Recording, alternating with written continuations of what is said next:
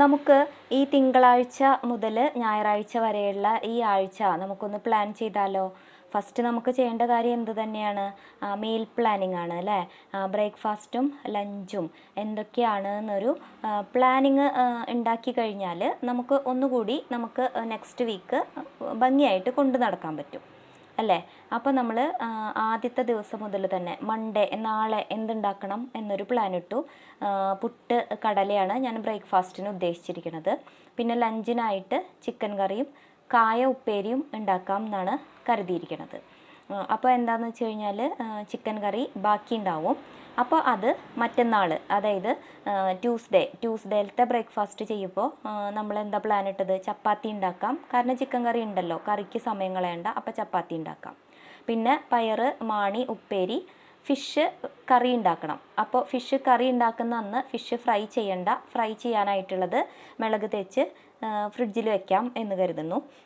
പിന്നെ പിന്നത്തെ ദിവസം വെനസ്ഡേ ഞാൻ പ്ലാൻ ഇട്ടിരിക്കുന്നത് ഇഡ്ഡലി സാമ്പാറാണ്. അരയ്ക്കാനിടുമ്പോൾ ഒരു 2-3 ദിവസത്തേക്കായിട്ട് കൂടുതലായിട്ട് ഇടുക. ഇഡ്ഡലി, അതുപോലെ അടുത്ത ദിവസങ്ങളിൽ ഞാൻ മസാല ദോശയാണ് പ്ലാൻ ഇട്ടിരിക്കുന്നത്. പിന്നത്തെ ദിവസം ഊത്തപ്പാണ് പ്ലാൻ ഇട്ടിരിക്കുന്നത്. അപ്പോൾ ഇതൊക്കെയും ഈ ഇഡ്ഡലി മാവ് കൊണ്ട് തന്നെ അല്ലെങ്കിൽ ദോശ മാവ് കൊണ്ട് തന്നെ ചെയ്യാൻ പറ്റുന്ന 3 വിഭവങ്ങളാണ് ഞാൻ അടുപ്പിച്ച് 3 ദിവസങ്ങളിൽ പ്ലാൻ ഇട്ടിരിക്കുന്നത്. അപ്പോൾ ഈ 11-ാം തീയതി ബുധനാഴ്ച ഇഡ്ഡലിയും സാമ്പാറും. ഇഡ്ഡലി സാമ്പാർ ഉണ്ടാക്കാൻ കാരണം എന്താ വെച്ച് കഴിഞ്ഞാൽ ഇഡ്ഡലി ആകുമ്പോൾ ഒഴിച്ചിട്ട് അങ്ങോട്ട് അടുപ്പത്ത് വെച്ച് കഴിഞ്ഞാൽ തന്നെ ആയിക്കോളും. നമുക്ക് ആ നേരം കൊണ്ട് സാമ്പാർ ഉണ്ടാക്കാം. പിന്നെ ഫിഷ് മുളക് തേച്ച് വെച്ചത് കൊണ്ട് നമുക്കത് ഫ്രൈ ചെയ്തെടുക്കാം. അത് ഫുഡ് കഴിക്കുന്ന നേരത്ത് നമുക്കത് ഫ്രൈ ചെയ്യാൻ പറ്റും. പിന്നത്തെ ദിവസം മസാല ദോശയാണ് ഉണ്ടാക്കുന്നത്. അപ്പോൾ അതിലേക്ക് മസാല ഉണ്ടാക്കണം, ചട്നി ഉണ്ടാക്കണം, സാമ്പാർ ഓൾറെഡി ഉണ്ടാവും. പിന്നെ ഒരു അവിയൽ പ്ലാൻ ഇട്ടിട്ടുണ്ട് ലഞ്ചിനായിട്ട്. പിന്നെ 13-ാം തീയതി ഫ്രൈഡേ ഊത്തപ്പം തക്കാളി ചമ്മന്തിയാണ്. അപ്പോൾ അന്നത്തെ ദിവസം ഒരു എഗ്ഗ് ബിരിയാണി ഉണ്ടാക്കാം. പിന്നെ ഒരു തൈരുണ്ട്, തൈര് സവാള അതൊക്കെ കൂട്ടിയിട്ടൊരു സാലഡ് ഉണ്ടാക്കാം എന്ന് വിചാരിച്ചു. 14-ാം തീയതി നൂൽപ്പിട്ട് ഗ്രീൻ പീസ് കറിയാണ് പ്ലാൻ ഇട്ടിരിക്കുന്നത്. അപ്പോൾ ഇതുവരെയായിട്ടും പരിപ്പും കഷ്ണം കൂടിയിട്ടുള്ള ഒരു കറി, നാളികേരം അരച്ചിട്ടൊന്നുള്ള കറി നമ്മളന്ന് വെച്ചിട്ടില്ല ഈ ആഴ്ചയിൽ. അപ്പോൾ അന്നത്തെ ദിവസം സാറ്റർഡേ പരിപ്പ് കഷ്ണം എന്തെങ്കിലും ഇട്ടിട്ടുള്ള ഒരു കറി ഉണ്ടാക്കാം, ഒരു ഉപ്പേരി ഉണ്ടാക്കാമെന്ന് വിചാരിച്ചു. 15-ാം തീയതി സൺഡേ, അന്ന് നമ്മുടെ അമരച്ചെടി ഞാൻ കാണിക്കാറില്ലേ, അതൊന്ന് ക്ലീൻ ചെയ്യണം. അതിൽ ഇനിയിപ്പോൾ കായൊന്നും ഉണ്ടാവണില്ല, വെറുതെ പൂവ് മാത്രമാണ് ഉണ്ടാവണുള്ളൂ. അപ്പോൾ അത് ആ ഭാഗമൊക്കെ ഒന്ന് ക്ലീൻ ചെയ്യണം എന്നുള്ള പ്ലാൻ ഇട്ടിട്ടുണ്ട്. അപ്പോൾ അതുകൊണ്ട് തന്നെ 15-ാം തീയതി അപ്പോൾ ഉപ്പുമാവ്, ചെറുപഴം, പപ്പടം. അപ്പോൾ വല്ലാതെ അടുക്കളയിൽ ടൈം പോവില്ല. ഫുഡ് എന്തെങ്കിലും ഓർഡർ ചെയ്യാം. ആ സമയം കൊണ്ട് അമരച്ചെടി എന്തായാലും ഫാമിലിയുടെ മൊത്തത്തിലുള്ളൊരു ഹെൽപ്പോട് കൂടിയിട്ടാണ് അതൊക്കെ ക്ലീൻ ചെയ്യാൻ പറ്റുള്ളൂ. അപ്പോൾ എല്ലാവരും കൂടിയിട്ട് അത് ചെയ്യാം. അന്നത്തെ ദിവസത്തെ ഫുഡ് ഓർഡർ ചെയ്യാമെന്ന് വിചാരിച്ചു. ഇനി ക്ലീനിങ്, അടുത്ത ആഴ്ചയിലത്തെ ക്ലീനിങ് എന്ന് പറയുന്നത് ഞാൻ പറഞ്ഞല്ലോ, മൺഡേ എന്തായാലും ബെഡ്ഷീറ്റ് ക്ലീനിങ് ഡേ ആണ്. Tuesday floor cleaning, deep floor cleaning day ആണ്. അതുപോലെ ഫ്രൈഡേയും ഡീപ്പ് ഫ്ലോർ ക്ലീനിങ് ഡേ ആണ്. സാറ്റർഡേ ഫ്രിഡ്ജ് ക്ലീനിങ് ഡേ ആണ്. പിന്നെ അന്ന് തന്നെ മീൽ പ്രിപ്പറേഷൻ ചെയ്യും. അതായത് ഉള്ളി പ്രിപ്പയർ ചെയ്ത് വെക്കുക, അങ്ങനത്തെ സംഭവങ്ങളൊക്കെ ഞാൻ മുന്നേ കാണിച്ചിട്ടുണ്ട്. വെറുതെ അതൊക്കെ പറഞ്ഞിട്ട് ഞാൻ സമയം കളയണില്ല. അങ്ങനത്തെ കാര്യങ്ങളൊക്കെ ചെയ്യും.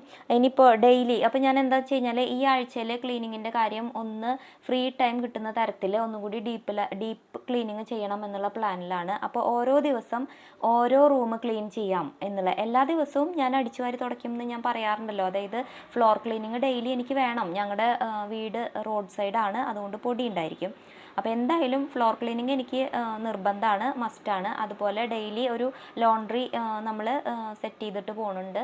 അപ്പോൾ അതൊക്കെ സാധാരണ ചെയ്യുന്ന കാര്യങ്ങളൊക്കെ കൂടാതെ എക്സ്ട്രാ ചെയ്യുന്ന കാര്യങ്ങളാണ് എന്നെ സംബന്ധിച്ച് ഞാൻ പറയുന്നത്. അപ്പോൾ ഞാൻ ഡെയിലി ഒരു റൂം ഡീപ്പ് ക്ലീൻ ചെയ്തെടുക്കാം എന്നൊരു പ്ലാനാണ് ഈ ആഴ്ചയിൽ ഞാൻ പ്ലാൻ ഇട്ടിരിക്കുന്നത്. അപ്പോൾ ഒരു റൂം ക്ലീൻ ചെയ്യുമ്പോൾ എന്തൊക്കെ ചെയ്യണം? ആ റൂം ജസ്റ്റ് ഒന്ന് ഒതുക്കി വയ്ക്കുക, ക്ലീൻ ചെയ്യുക, പിന്നെ ഓർഗനൈസ് ചെയ്യുക, ആവശ്യമില്ലാത്തത് ഡീക്ലട്ടർ ചെയ്യുക, ഓവറോൾ ക്ലീനിങ് ചെയ്യുക. എന്നിട്ട് അങ്ങോട്ട് എല്ലാം കൂടി അടിച്ചു വാരിയിട്ട് അങ്ങനെ തുടച്ചെടുക്കുക. അങ്ങനെ ഒരു പ്ലാനാണ് ഇട്ടിരിക്കുന്നത്. പിന്നെ ഇനിയിപ്പോൾ ഇങ്ങനെ നോക്കുമ്പോൾ ശരിക്കും 8-8-8 റൂള് എന്ന് പറഞ്ഞിട്ട് പറയും. അതായത് 24 ഹവേഴ്സിനെ 3 8കളായിട്ട് തരംതിരിച്ച് കഴിഞ്ഞാൽ 8 ഹവേഴ്സ് സ്ലീപ്പും 8 ഹവേഴ്സ് ഹാർഡ് വർക്കും 8 ഹവേഴ്സ് ഫാമിലി, ഫ്രണ്ട്സ്, റിലേറ്റീവ്സ് അല്ലെങ്കിൽ അങ്ങനത്തെ സന്തോഷങ്ങൾക്കുള്ളത്, അങ്ങനെയാണ് ശരിക്കും പ്ലാൻ ചെയ്യുക. അപ്പോൾ 8 അവേഴ്സ് സ്ലീപ്പ് എന്ന് പറഞ്ഞു കഴിഞ്ഞാൽ എന്നെ സംബന്ധിച്ച് ഞാൻ 10:30 കിടക്കുക, 5:30 എണീക്കും. ഇനിയിപ്പോൾ എനിക്ക് എന്തെങ്കിലും എക്സ്ട്രാ ചെയ്യാനുണ്ടെന്ന് വെച്ച് കഴിഞ്ഞാൽ അത് ഞാൻ 5 മണിക്ക് അരമണിക്കൂർ മുൻപ് എണീറ്റിട്ട് ഉള്ള കാര്യങ്ങളായിട്ട് നീക്കാൻ ശ്രദ്ധിക്കാറുണ്ട്. അപ്പോൾ 5:30 സാധാരണ ഞാൻ എണീക്കാറുള്ളത്. അപ്പോൾ 10:30 മുതൽ 5:30 വരെ ആണ് ഉറക്കം സ്ലീപ്പ് എനിക്ക് കിട്ടുന്നത്. അപ്പോൾ അത് 7 മണിക്കൂറാണ് കിട്ടുന്നത്. അപ്പോൾ അതിലൊരു 1 മണിക്കൂർ എക്സ്ട്രാ ഉണ്ട്. പിന്നെ 8 മണിക്കൂർ ഹാർഡ് വർക്കിന് വേണ്ടിയുള്ളതാണ് അല്ലേ. 8 മണിക്കൂർ എന്ന് പറഞ്ഞാൽ 1 മണിക്കൂറോളം ഞാൻ യൂട്യൂബിന് 1 മണിക്കൂർ കൂട്ടുക.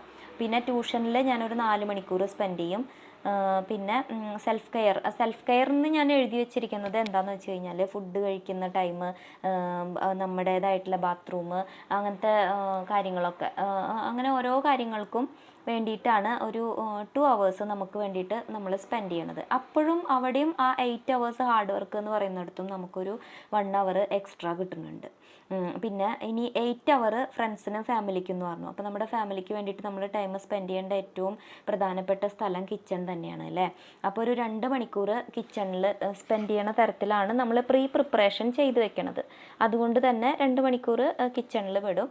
പിന്നെ ഒരു 2 മണിക്കൂർ ഡെയിലി ക്ലീനിങ് ആയിട്ട് ചെയ്തു പോകുന്നതിന് ഒരു 2 മണിക്കൂർ നമുക്ക് വേണ്ടി വരാറുണ്ട്.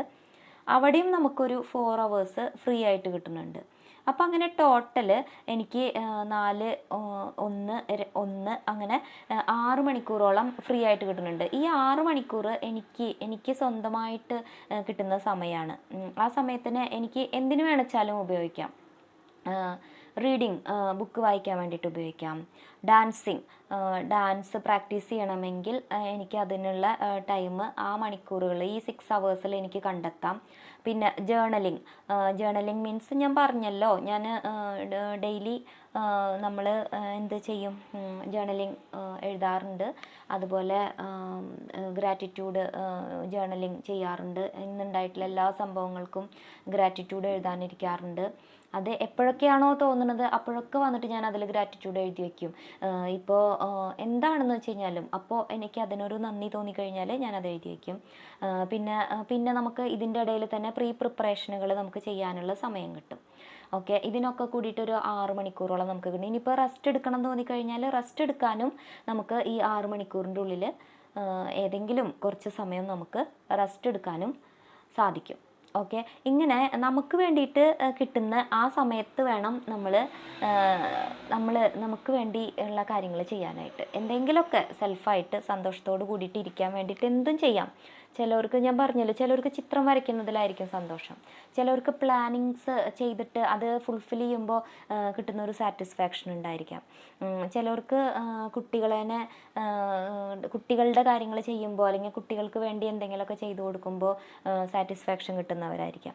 അപ്പോൾ നമുക്ക് എന്താണോ തോന്നുന്നത് അത് ചെയ്യാൻ വേണ്ടിയിട്ട് നമുക്കായിട്ട് കുറച്ച് സമയം കിട്ടുന്ന തരത്തിലായിരിക്കണം നമ്മൾ ഒരു വീക്ക് അല്ലെങ്കിൽ ഒരു ദിവസം നമ്മൾ പ്ലാൻ ചെയ്യേണ്ടത്. ഇനിയിപ്പോൾ പ്ലാൻ ചെയ്ത പോലെ നടന്നില്ല എന്ന് വിചാരിച്ചിട്ട് ഒട്ടും വിഷമിക്കേണ്ട. പ്ലാനിങ്സ് അല്ലേ നമ്മൾ ചെയ്യണുള്ളൂ, നമുക്ക് ചെയ്യാൻ സാധിക്കും എന്നുള്ള വിശ്വാസത്തിൽ ചെയ്യുന്നത് കൊണ്ട് തന്നെ നമുക്കത് ചെയ്യാനായിട്ട് എന്തായാലും പറ്റും. ദൈവം നമ്മുടെ ഒപ്പം ഉണ്ടായിരിക്കും. പിന്നെ നമ്മൾ ഫ്രീ ആയിട്ട് നമ്മുടേതായിട്ടുള്ള സമയം കണ്ടെത്താൻ പ്രത്യേകം ശ്രദ്ധിക്കുക. സെൽഫ് ലവിന് പ്രാധാന്യം കൊടുക്കുക. ഇഷ്ടപ്പെട്ട കാര്യങ്ങൾക്കായി സമയം കണ്ടെത്തുക.